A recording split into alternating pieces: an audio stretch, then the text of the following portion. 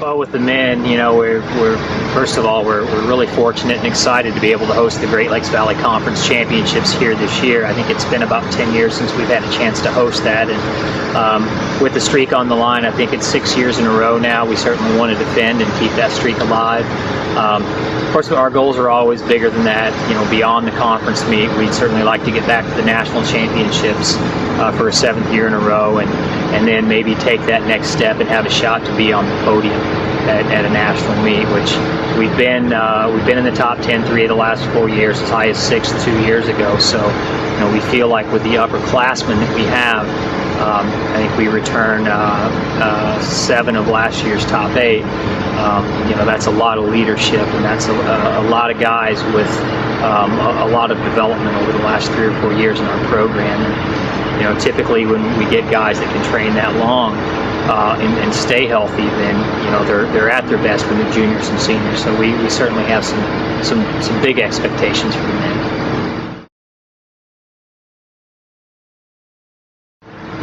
When you start off with Dustin Emmerich and Brendan Devine at the front, those are guys that have proven to be rock solid at the national level. They're both 2-time All-Americans. They have a very good shot to make that 3-time, and we've never had that before. They would be the first and second 3-time All-Americans in our program's history. Certainly expect that will be the case with both of those guys. They've both improved at the national meet. Every year that they've been here, they've moved up. Dustin and Brendan are poised to make a big jump. If you look at what Dustin did this spring, I think he was about 45 seconds behind the winner in cross country last fall, and then he PR'd in the 10,000 meters on the track this spring by over a minute. When you look at that sort of improvement, it's easy to project that he's going to be a contender for the national title this fall. I certainly believe that Brendan Devine can be in the top 15 to 20, and John Latta is an athlete that has made great strides. Last year he was our 3rd man at the national championships, but did not even run the regional meet for us. At our conference meet, I think he was our 10th or 11th man, won the right to be on the line at regionals, or actually at nationals, because of a time trial, and then got on the line at nationals and performed very well for us. And then we also returned Brian Suarez, a senior, who was in our top 5 at the national meet last year. Michael Callison was in our top 5 as a sophomore. He's back as a junior. And then Derek Thomas, who was on the line for us at the national meet and ran well at regionals and nationals for us as well. And then you throw Michael Jordan into the mix, who was just outside of our top 7 last fall, but has been a national qualifier, in fact a national finalist in the steeplechase, and he's had his best summer ever. He's put in about 95 miles a week this summer, which is a big jump from what he's done in the past. So we expect that to translate into much better performances on the grass.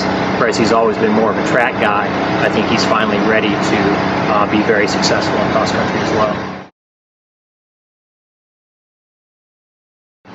Well, starting with Jackie Henderson at the front, she was a national qualifier in cross country, and then was an All-American in cross country as well, and then broke her own school record in the 10,000 a couple of times in the spring.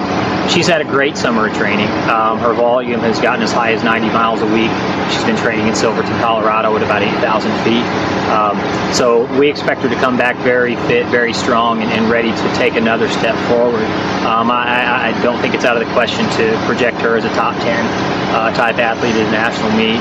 And then Kaylee McClanahan and Erica Wilson are both athletes that, if you look at their improvement curve, compare it to Jackie's freshman year to sophomore year, they're really a year ahead. So I really expect them to both be top 40 in a national meet. I think they're very well capable. Of course, the first step is getting there, and we can't take that for granted. We didn't make it last year. I certainly feel like we have the personnel to do that. And then taking a step back from that, we'd love to win a conference title again. Bellarmine just put on a clinic at the conference meet last year and beat us by 2 points.